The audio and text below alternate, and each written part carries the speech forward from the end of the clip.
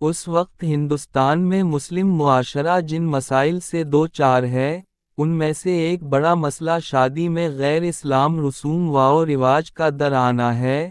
اگر یہ چیزیں محض رسوم و رواج تک رہتی تو شرع اس کی گنجائش بھی نکل سکتی تھی، لیکن ان رسوم و رواج میں بعض، بلکہ اکثر وہ ہیں جو ہندو معاشرہ سے مسلمانوں میں چلی آئیں۔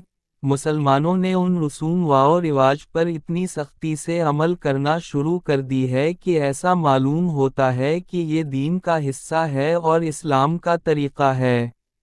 اسلام ایک فطری مذہب ہے۔ اللہ تبارک و تعالیٰ کو اپنے تخلیق کردہ انسانوں کی فطرت کا بخوبی علم ہے۔ اسلام نے برائی کو مٹانے کے لیے نکاح کا حکم دیا ہے۔ اسلام کے خیر القرون، بلکہ آج بھی اسلامی ممالک کا جائزہ لیں تو نکاح آسان ہی ہے۔ مذہب اسلام نے نکاح کے لیے دو گواہ کو ضروری قرار دیا ہے، البتہ اعلان کا مشورہ دیا ہے تاکہ تمام لوگوں کو علم ہو جائے۔ مرد پر مہر لازم ہے۔ اس کے علاوہ مرد کے لیے ولیمہ کرنا سنت ہے، ضروری بھی نہیں۔ اسلام نے ہر شخص کو اپنی استطاعت کے مطابق ولیمہ کا حکم دیا ہے، حتیٰ کہ رسول اللہ نے فرمایا ولیمہ کرو اگرچہ صرف کھجور سے ہو۔ اسلام نے شادی کو اتنا آسان بنایا ہے، لیکن آج مسلم معاشرہ میں شادی سب سے زیادہ مشکل ہو گئی ہے۔ ایک بیٹی کی شادی کرنے کے لیے باپ 10 سال کی پونجی جمع کرنی پڑتی ہے، قرض لینا پڑتا ہے اور پھر پوری زندگی قرض اتارنے میں گزر جاتی ہے۔ معاشرہ کا ہر دوسرا شخص ان رسم و رواج کو ختم کرنا چاہتا ہے۔ ہر شخص کے دل میں تمنا ہے کہ یہ رسم و رواج ختم ہوں۔ محنت کمائی یوں پل بھر میں بغیر مقصد کے خرچ کرنا کوئی نہیں چاہتا ہے۔ پھر کیا وجہ ہے کہ ہمیں اس کی اصلاح میں ناکامی کا سامنا کرنا پڑ رہا ہے؟ معاشرہ میں اصلاح معاشرہ کے طرح طرح کے پروگرامات ہوتے ہیں، لیکن اس کا 1% رزلٹ نہیں نکلتا ہے۔ آخر اس کی وجہ کیا ہے؟ اس کے اسباب کیا ہیں؟ کیوں ہم معاشرہ کی اصلاح کرنے میں بری طرح ناکام ہیں؟ یاد رکھیں، شادی وغیرہ میں آسانی ہر شخص چاہتا ہے۔ کسی معاشرہ کے 100 افراد کو آپ جمع کریں اور ایک ساتھ ان سے شادی بیاہ میں آسانی کرنے کا مشورہ لیں، تو ممکن ہے کہ 90% افراد مروجہ شادی ہی کی تائید کریں، لیکن انہیں افراد سے جب فردہ رائے طلب کی جائے گی تو مروجہ شادی کے سخت مخالف ہوں گے۔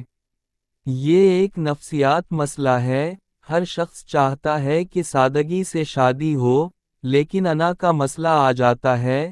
غریب شادی کرے گا تو لوگ مذاق اڑائیں گے، مجبوری باور کرائیں گے۔ امیر کے دل میں بھی اگر سادگی کی شادی بیٹھ جائے گی تو اس کو غیرت آئے گی کہ محلے پڑوس کی لڑکیوں کی شادیوں میں اس نے بڑھ چڑھ کر کھایا پیا ہے۔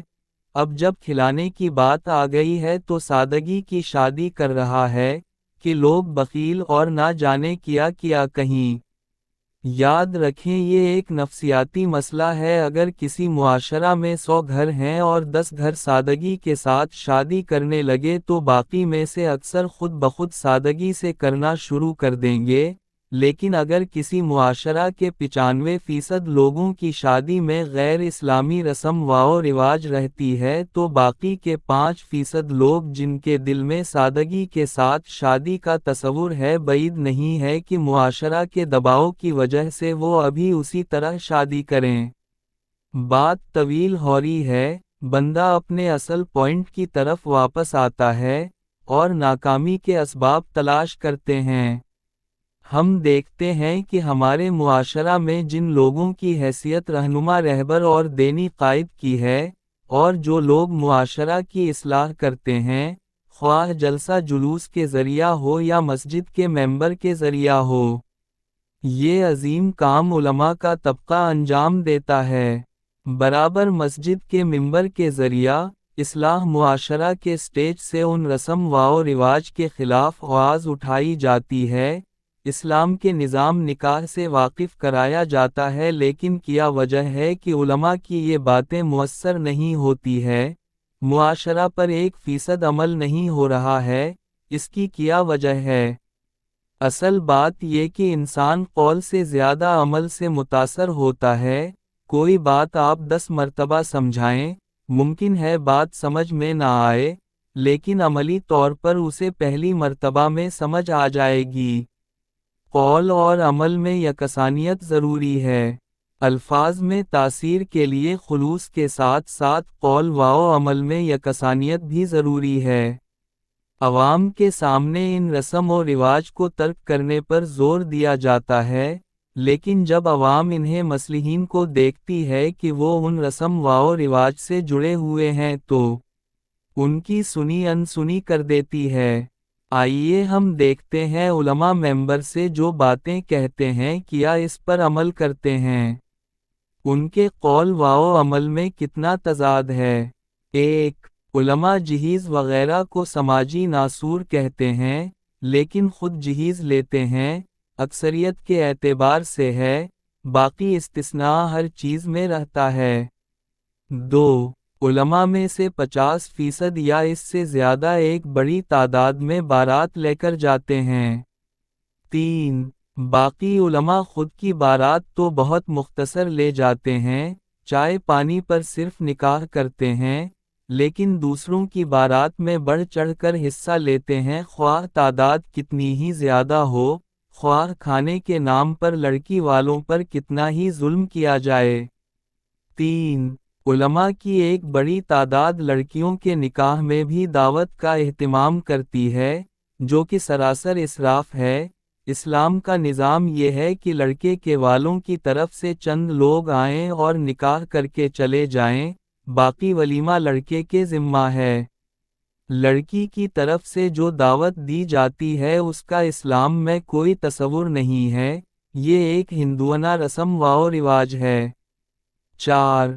بعض متقی علماء جب اپنی گھر کی لڑکیوں کے شادی کرتے ہیں تو بہت ہی سادگی کے ساتھ کرتے ہیں، بالکل اسلامی طریقے پر، لیکن جب اسی معاشرہ میں لڑکیوں کی شادی غیر اسلامی طریقے پر ہوتی ہے تو اس میں بھی بڑھ چڑھ کر حصہ لیتے ہیں۔